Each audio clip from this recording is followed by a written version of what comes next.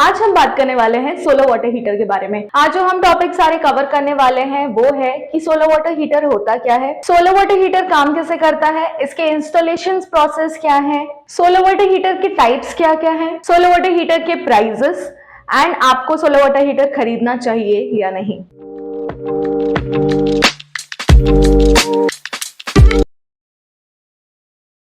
नमस्कार to all the beautiful ladies and handsome gentleman, मैं नुपुर मानव आपका सोलर ग्लू चैनल पे स्वागत करती हूँ। सबसे पहले बात करते हैं कि सोलर वाटर हीटर एग्जैक्टली होता क्या है। The name itself explains everything. इसका मतलब है कि ये सोलर एनर्जी की मदद से आपके पानी को गर्म करता है। इसकी वर्किंग प्रोसेस काफी सिंपल है।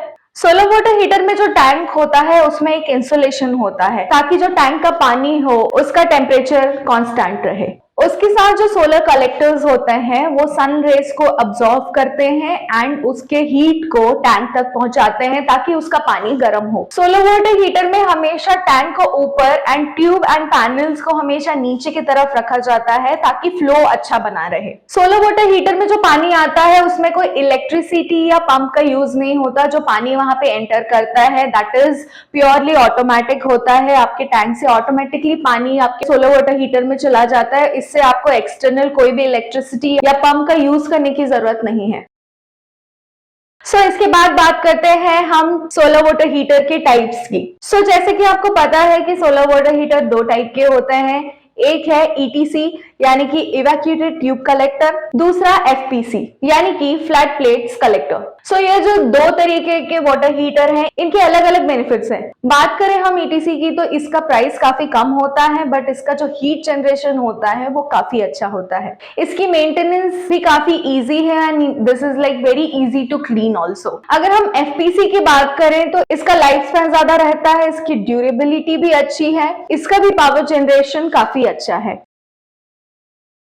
नेक्स्ट बात करें अगर हम इंस्टॉलेशन की तो सोलर पावर सिस्टम की तरह ही सोलर वाटर हीटर को भी साउथ फेसिंग डायरेक्शन में ही इंस्टॉल किया जाता है। बट इसमें आपको एक चीज का ध्यान जरूर रखना है कि आपका जो पानी का टैंक है, आपको जो पानी की टंकी है जो ऊपर रखी हुई है वो कम से कम आपके सोलर वाटर हीटर से 6 फुट ऊंचा रखा होना चाहिए ताकि उसका पानी का प्रेशर अच्छे से बना रहे, उसका फ्लो अच्छा रहे आपके सोलर वाटर हीटर तक। अगर हम बात करें इनके इंस्टॉलेशन प्रोसेस के बारे में तो जो ETC है वो काफी ज्यादा इजीली इंस्टॉल हो जाता है। इनमें आपको ज्यादा लोगों की जरूरत नहीं पड़ती, ज्यादा लोगों की हेल्प की जरूरत नहीं पड़ती। This is like very easy to install और आप उसको खुद से भी डिटैच कर सकते हैं, इंस्टॉल कर सकते हैं उसके ट्यूब को। बट जो FPC है उसे इंस्टॉल करने के लिए हमें 2 से 3 लोगों की मदद चाहिए होगी क्योंकि वो हमारे फ्लैट प्लेट्स लगे हुए होते हैं जैसे पावर सिस्टम में लगा होता है, हमारे पैनल्स वो होते हैं, तो उनको इंस्टॉल करने में थोड़ी सी मेहनत लगती है। नेक्स्ट अगर बात करें हम मेंटेनेंस की तो सोलर का कोई भी प्रोडक्ट अगर आप ले रहे हैं तो उनको हमें मेंटेन करने की जरूरत पड़ेगी। कोई भी आप सोलर प्रोडक्ट लगाएं जैसे कि सोलर पावर सिस्टम या छोटे छोटे कोई भी प्रोडक्ट्स लगाएं, उनके पैनल्स लगे होते हैं जो सनरेज को अब्सॉर्ब करते हैं एंड आपको इलेक्ट्रिसिटी देते हैं या फिर हॉट वाटर देते हैं या फिर कोई भी एनर्जी प्रोवाइड करते हैं।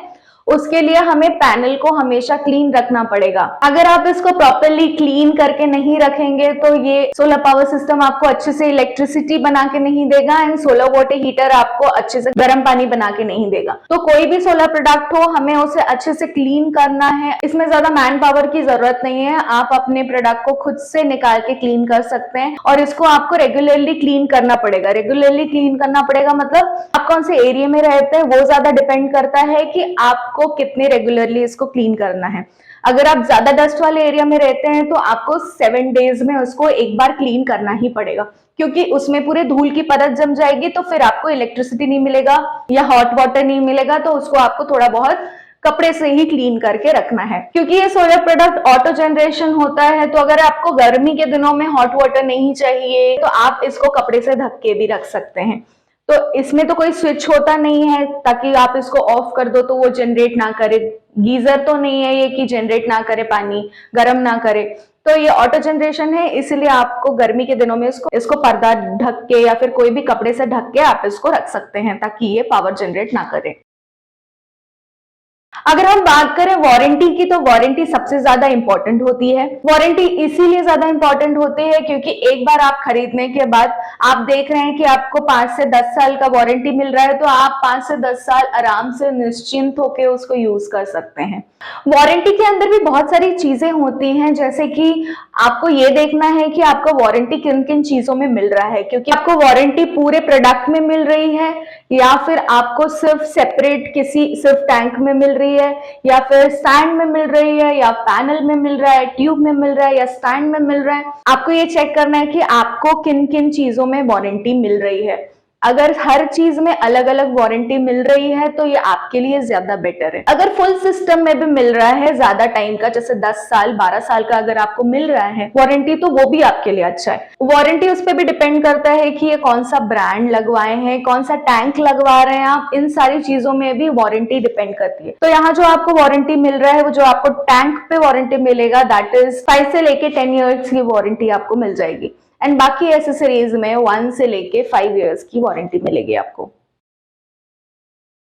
अगर हम सोलर वाटर हीटर की प्राइसिंग के बारे में बात करें तो वो डिपेंड करता है कि आप कौन से ब्रांड पे जा रहे हैं, कौन सा टैंक लगवा रहे हैं, आपके घर का लोकेशन क्या है, ये सारी चीजें डिपेंड करती है प्राइस पे। क्योंकि आपका लोकेशन ऐसे जगह पे होगा जहां पे हमारा हेडक्वार्टर्स नहीं होगा तो ट्रैवलिंग एक्सपेंसेस उसमें जुड़ जाएंगे, तो बहुत सारी ऐसी चीजें होती है जो प्राइसिंग में जुड़ जाती है। So this is not a exact price जो मैं आपको बता रही हूँ अभी या बताने वाली हूँ, तो मैं एक अप्रॉक्स प्राइस आपको सोलर वाटर हीटर का बता देती हूँ। अगर हम 100 एलपीडी का सिस्टम लगवाएंगे तो that will be cost you around 25,000। अगर आप 200 एलपीडी का सिस्टम लगवाते हैं तो ये आपको 35,000 तक का पड़ जाएगा। नेक्स्ट हम इसके बारे में बात करते हैं कि आपको सोलर वाटर हीटर खरीदना चाहिए या नहीं, आपको इसकी जरूरत है या नहीं। तो मुझे लगता है आपको इसकी जरूरत है। अगर आपके घर में सोलर पावर सिस्टम ऑलरेडी लगा हुआ है तो आप अपने नॉर्मल इलेक्ट्रिक गीजर का यूज कर सकते हैं, क्योंकि उससे आपका कोई इलेक्ट्रिसिटी कंज्यूम नहीं हो रहा है। सोलर पावर सिस्टम अपना काम कर दे रहा है तो उससे आपको इलेक्ट्रिसिटी मिल रही है, तो आपको एक्स्ट्रा पे करने की जरूरत नहीं पड़ रही है। तो आप अपना इलेक्ट्रिसिटी जो गीजर है, इलेक्ट्रिक गीजर है, उसको यूज कर सकते हैं। बट अगर आपके पास सोलर पावर सिस्टम नहीं है तो सोलर वाटर हीटर आपको जरूर लगवाना चाहिए। अगर आपको कोई भी क्वेश्चंस है, कुछ भी डाउट है, तो हमें कमेंट करके आप पूछ सकते हैं। हम सारे क्वेश्चंस के आंसर देते हैं, हम सारे आपके मैसेजेस का रिप्लाई करते हैं। तो अगर ये वीडियो आपको अच्छी लगी हो तो please do like, share and subscribe to our channel and don't forget to hit the bell icon for more such videos. तब तक के लिए be aware, be safe, lots of love, bye bye.